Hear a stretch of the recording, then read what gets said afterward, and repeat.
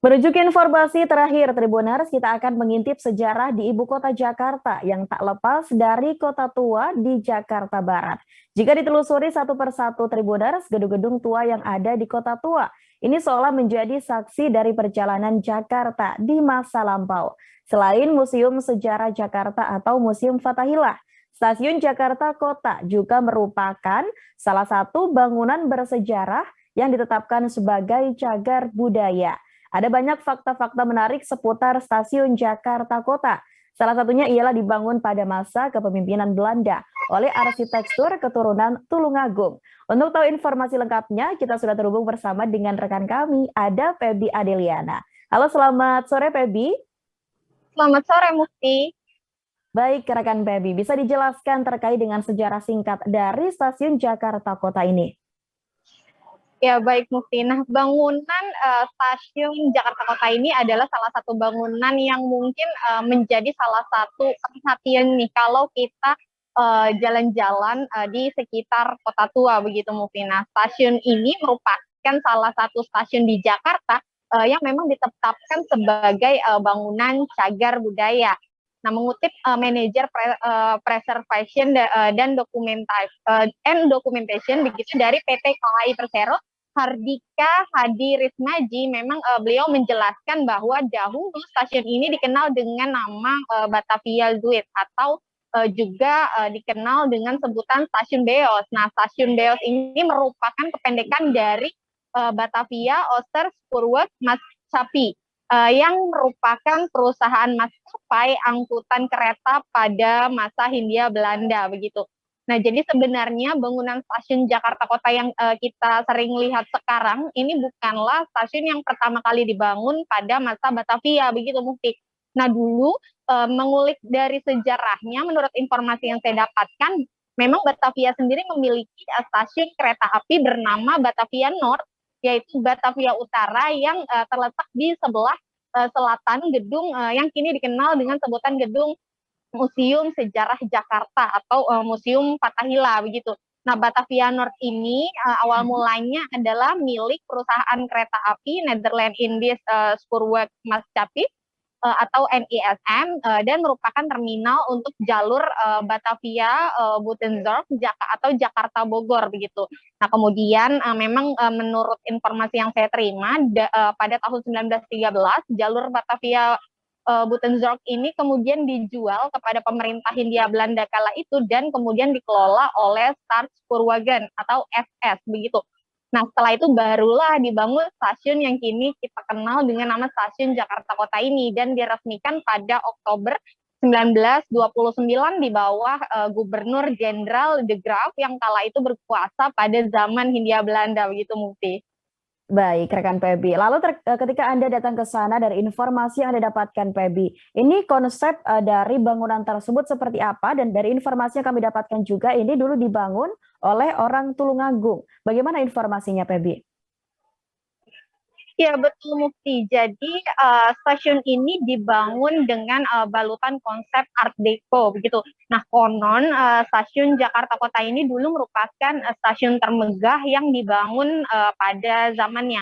Jadi secara konsep bangunan ini kental dengan nuansa Art Deco, yaitu sang arsitek memadukan unsur modern Eropa dengan unsur tradisional yang ada di wilayah setempat, yaitu Indonesia pada zaman dulu begitu. Nah, jadi dari bangunannya sendiri ini memadukan budaya modern dan juga tradisional Indonesia zaman dulu begitu. Nah, memang kalau dilihat-lihat bangunannya sendiri lebih ke arah Eropa, walaupun sebenarnya arsiteknya merupakan seorang keturunan Indonesia juga. Nah, jadi mengutip dari informasi manajer Preservation and Documentation PT KAI Persero, Hardika Hadi Rismaji, memang bangunan ini dulu didirikan oleh seorang arsitek Belanda yang lahir di Tulungagung, nah bernama Frans Johan Laurens Gisels begitu. Nah, dengan balutan Art Deco ini nih rancangan Gisels ini memiliki kesan yang megah dan besar, namun tetap terlihat sederhana karena memadukan unsur tradisional dari daerah setempat begitu. Nah, kalau kita lihat-lihat kemegahan tersebut masih bisa disaksikan dari bentuk bangunannya yang masih dipertahankan sampai sekarang begitu. Nah, salah satunya lewat bentuk atap baja melengkung yang memang menurut Hardika kala itu tidak banyak bangunan yang didirikan dengan desain atap baja melengkung seperti stasiun Jakarta Kota ini.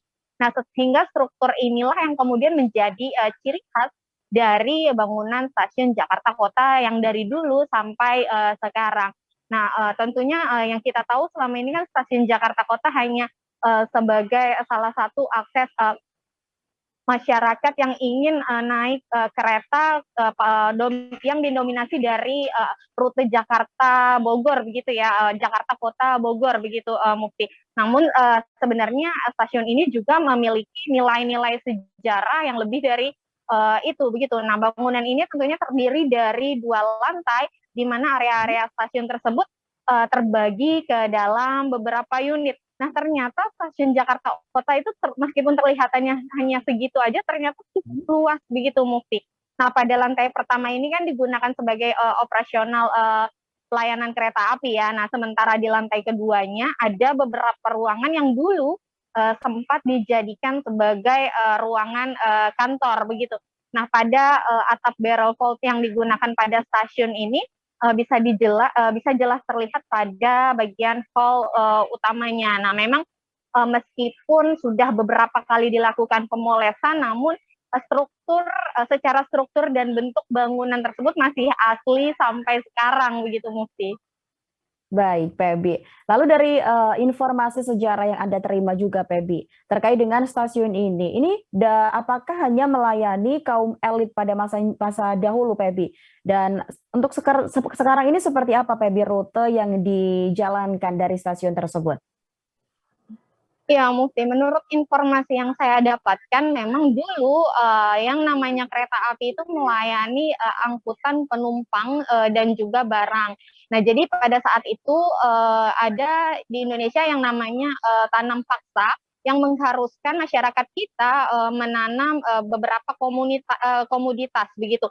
Nah, komoditas itu kemudian dibawa ke luar negeri. Nah, mereka menggunakan angkutan kereta api untuk mengangkut komoditas tersebut begitu, Mufti. Jadi memang menurut informasi dari manajer Preservation and Documentation PT KAI Persero, Hardika mengatakan bahwa dalam presentase sendiri mungkin perbandingannya dulu lebih banyak digunakan untuk mengangkut barang dalam perdagangan begitu, yaitu sekitar 60% untuk mengangkut barang dan 40%-nya itu untuk angkutan penumpang begitu.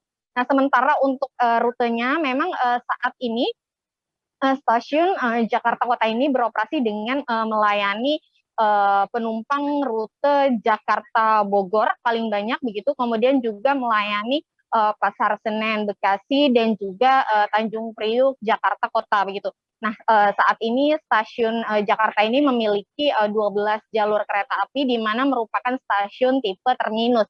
Nah, artinya stasiun ini merupakan stasiun akhir yang tidak mempunyai kelanjutan jalur rel kereta api begitu, Mufti.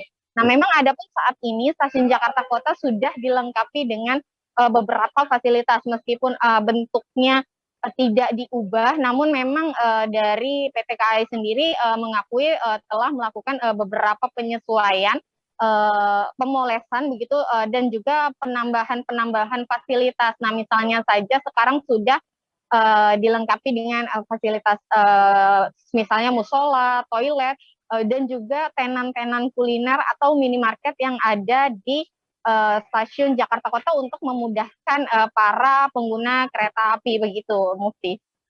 Baik, rekan Pebi, luar biasa atas informasi Anda. Kami tunggu rekan Pebi informasi Anda selanjutnya dan selamat bertugas kembali. Baik Tribuners, informasi tersebut sekaligus mengakhiri perjumpaan kita pada Tribun Travel Update kali ini. Jangan lupa untuk terus menerapkan protokol kesehatan dimanapun Anda berada. Saya Mufti Fauzia mewakili kru yang bertugas pamit undur diri. Terima kasih dan sampai jumpa. Terima kasih sudah nonton. Jangan lupa like, subscribe, dan share ya.